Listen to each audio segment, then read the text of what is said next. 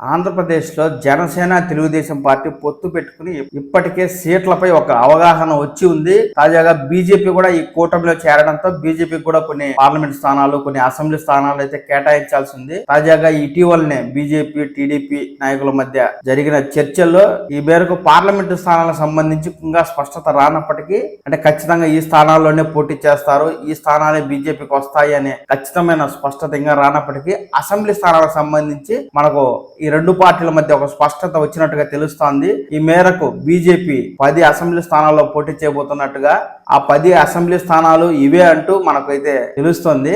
ఆ వార్త కూడా ఒకటి రావడం జరిగింది. ఆ స్థానాలు బీజేపీ పోటీ చేసే ఆ 10 అసెంబ్లీ స్థానాలు ఏవి అంటే దాదాపుగా ఈ అసెంబ్లీ స్థానాలే బీజేపీకి ఖరారైనట్టుగా కూడా తెలుస్తా ఉంది. విశాఖ నార్త్, శ్రీకాకుళం, పాడేరు, అనపర్తి, కైకలూరు, విజయవాడ వెస్ట్, బద్వేల్, జమ్మలమడుగు, ఆదోని, ధర్మవరం, ఈ 10 స్థానాలు దాదాపుగా ఖరారైనట్టుగా తెలుస్తోంది. అయితే నరసాపురం ఎంపీ టికెట్ మాత్రం టీడీపీ రఘురామకృష్ణరాజు గారికి ఇవ్వద్దు అంటూ బీజేపీ పార్టీలో ఉన్న కొంతమంది వైసీపీ అనుకూరులు అయితే ఒత్తిడి తెస్తున్నట్టుగా తెలుస్తోంది. అలాగే పి గన్నవరానికి సంబంధించి ఆ టికెట్ మాకే కేటాయించాలని కూడా బీజేపీ అడుగుతున్నట్టుగా తెలుస్తోంది. దీనికి కారణం రాజేష్ మహాసేన గత కొంతకాలంగా వైసీపీని అయితే బాగా టార్గెట్ చేస్తూ తెలుగుదేశానికి అయితే ఒక వాయిస్ కలిగిన మంచి లీడర్ గా అయితే ఆయన పేరు తెచ్చుకున్నారు.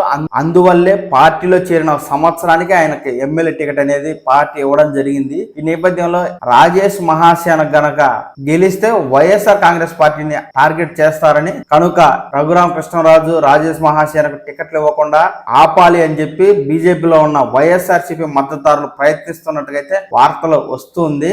ఈ మేరకు రఘురామకృష్ణరాజు గారు ఏ పార్టీ నరసాపురం టికెట్ వచ్చినా ఆ పార్టీ తరపునే నేను పోటీ చేయడం ఖాయమంటూ తేల్చి చెప్పగా, ఇప్పటికే తెలుగుదేశం పార్టీ పి గన్నవరంలో రాజేష్ మహాసేనను అభ్యర్థిగా కేటాయించినప్పటికీ తమకు ఆ స్థానమే కావాలని బీజేపీ అడుగుతున్నట్టుగాను, పి గన్నవరానికి బదులుగా తెలుగుదేశం పార్టీ పాడేరును ఇస్తామని చెప్పి ఆఫర్ చేసినట్టుగాను తెలుస్తుంది. ఈ మేరకు బీజేపీకి పాడేరునే కన్ఫర్మ్ చేసినట్టుగాను, పి గన్నవరం తెలుగుదేశానికి మహాసేనకే కన్ఫర్మ్ చేసినట్టుగాను అయితే మనకు తెలుస్తుందండి. ఇక పార్లమెంటు అసెంబ్లీకి సంబంధించి ఇంకా అభ్యర్థులు కానీ నియోజకవర్గాలు కానీ పూర్తి స్థాయిలో క్లారిటీ అయితే రాలేదు. ఇప్పుడు వస్తున్నవన్నీ కూడా ఊహాగానాలే. వాటిపై కూడా 2 రోజుల్లో స్పష్టత వచ్చి 17వ తేదీన చిలకరూలిపేటలో ఈ 3 పార్టీల కూటమికి సంబంధించి ఒక భారీ బహిరంగ సభను అయితే నిర్వహిస్తుంది.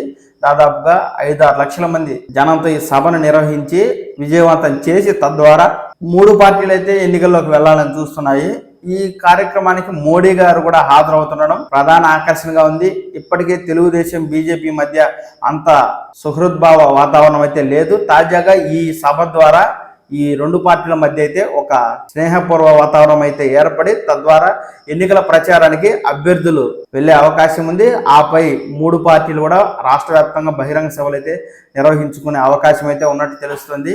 ఈ మేరకు బీజేపీ పోటీ చేసే 10 అసెంబ్లీ స్థానాలు అయితే ఖరారైనట్టుగానే మనకు తెలుస్తోంది.